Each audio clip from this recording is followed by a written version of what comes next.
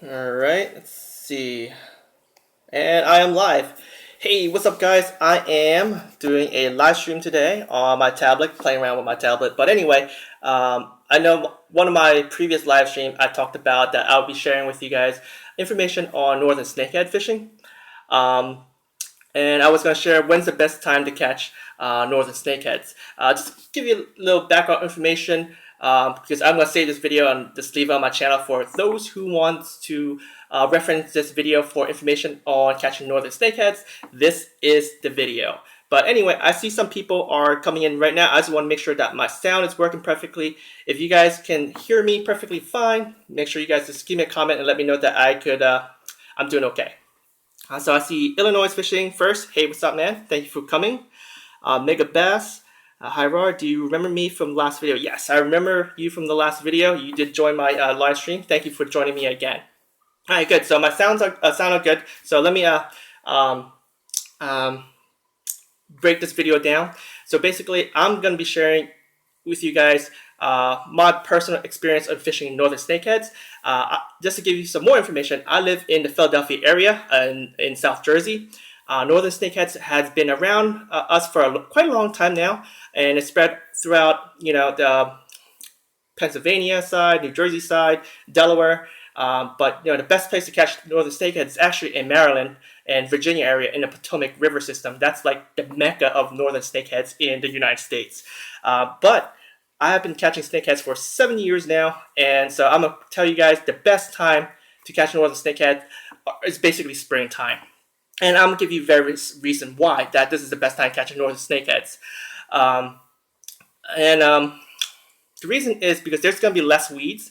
And of course, springtime is pre-spawn for them as well. And their pre-spawn actually align at the same time when largemouth bass start pre-spawning. So I'm gonna give you guys a little bit of temperature because all fish basically are impacted by the temperature of where they're living at, right? So the key number here is 57 degrees Fahrenheit. Anything that's below that is really and colder. It basically is their wintering temperature. They're gonna become lethargic and they're gonna stay into deep channels within the river system because right now most snakeheads are in the river system.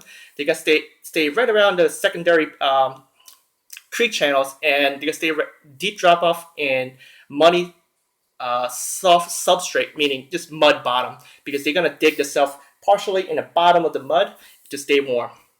But anyway, as spring comes in these tidal creeks, what happened is all the warm water from the shallow creeks upstream is going to wash down.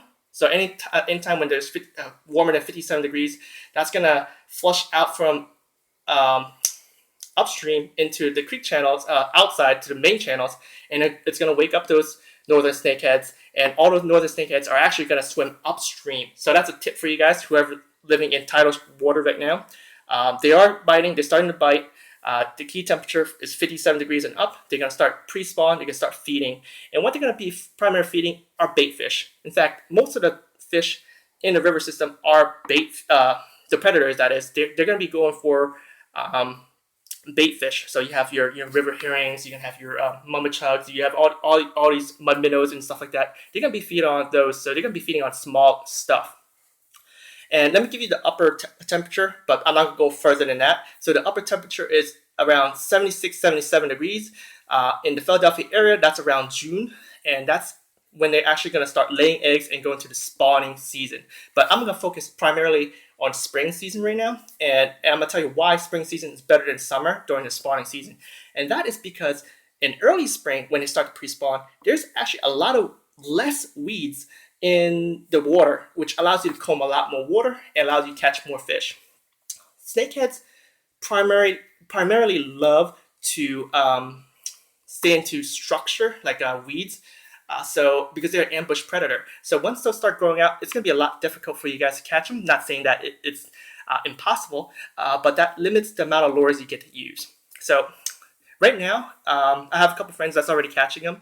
And this is a good time because there's, again, not a lot of weeds. So let me break down early spring season where there's not a lot of weeds, what type of lures I typically use. Last year, my hot lure was actually a 1/4 ounce inline spinner. And my favorite color was white, and then also chartreuse and black. And I find that the inline spinner actually imitates a lot of bait fish, and they just come and just bite it. But for some reason, using the inline spinner, I caught a lot of smaller snakeheads. I don't think I caught any snakeheads over 3 pounds last year with the inline spinner, but I caught them in numbers. I think one day I was out for maybe 2 hours and I caught 13 of them. That's how crazy it was. And you guys, if you guys try to ask for videos, I don't video myself catching snakeheads because a lot of spots you could tell where I'm at. And also, there's so much controversy out there about northern snakeheads. I don't want to deal with it on this live stream. But I'm gonna take a break right here, and I'm gonna check the chat because I know there's a lot of people that joined in so far. I'm just gonna say hi. Ernie, hey, what's up, Ernie? Let's see. Can you catch snakeheads in Illinois from Illinois Fishing? I have no idea. I'll be honest. I may have to look that up, but I don't know if there's any snakeheads in Illinois. You may actually know that by if you check in your Fish and Wildlife website. It'll tell you a list of invasive species, and if there are any invasive species, they may even tell you which body of water. Of course, they can tell you the local laws, such as you can have a live snakehead with you, and potentially you're going to have to kill it. And that is the law in New Jersey. A lot of people catch and release snakeheads in New Jersey. I'm not going to say it's the right thing or wrong thing, but for me, as a angler on YouTube, I chose not to record myself because if I were to release it because someone's trying to pressure me to release it and I'll call on a video, that basically showing that I'm breaking the rules, right? And then if I'm on a video and I've decided to kill the video, kill the fish, I'm gonna get crap by snakehead enthusiasts. Oh, what's that good word? Folks who love northern snakeheads. So I'm gonna get crap regardless of which way. So I just decided not to record myself catching snakeheads. Have I ever fished in Maine, Massachusetts? That should be Massachusetts. No, I have never, but I want to. Mike Viscardo, hey, you want to go? Dude, you need to come down now. They just started to bite in South Jersey. There's plenty of places where you could catch them at. Newton Lake is very popular. So come and give it a shot. Okay, back to spring fishing lures. So the first lure I told you guys about was inline spinner. That catch a lot of small fish, and I think I know the reason why. For some reason, the smaller snakeheads like to stay on the higher water column when they go feed. Maybe because they're small and they kind of, they need to be aggressive. They need to eat in order to grow. So they need to stay in the water column chasing bait fish. However, I find that if you fish in a lower water column, it tends to have bigger fish. So what I like to do is I throw a little bigger lures, like a 3-inch, 4-inch K-Tech swim baits in either weightless or small weighted swim bait hook. And I slow roll them either in half the water column or below the half water column. And I produce a lot of strikes. And now if you fish in shallow water, you could fish some weightless lures too. My number one favorite lure to use for northern snakeheads is actually the Zoom Fluke. So you guys gotta give that a shot. You need to rig them Texas rigged. And that goes through entire spring season because eventually, like I said, the early spring season, there's not gonna be much weeds out there. But once you get middle of spring, there's gonna be a lot more weeds, and the snakehead's gonna tend to get closer to the weeds. So you definitely want to have the Zoom Fluke as part of your arsenal when you guys go out there. Now, let's talk about more of the structured environment again.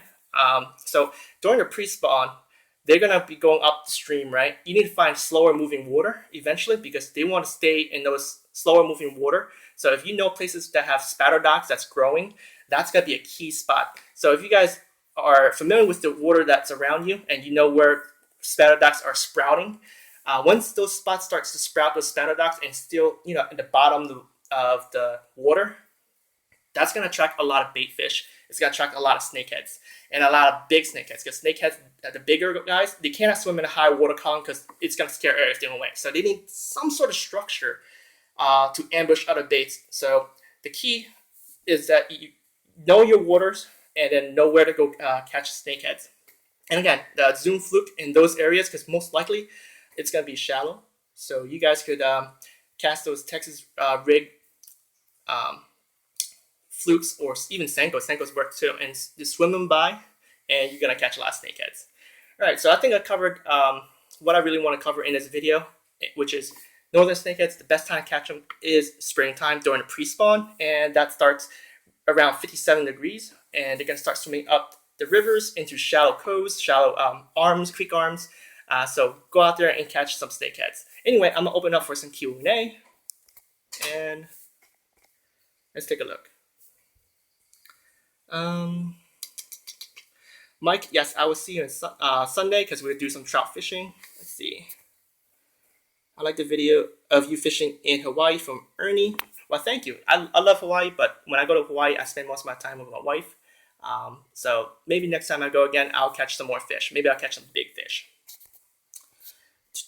Is a guy you fish with at the reservoir with Leo from Mass Bass Outdoors? Yes, Mike is one of the folks that I fish with at Round Valley Reservoir, and he was there too. We use K-roll baits for them. I don't know what's K-R-O baits for them. I guess that's snakeheads. I'm gonna look that up. It's probably some sort of top water bait, buzz bait maybe. Not sure.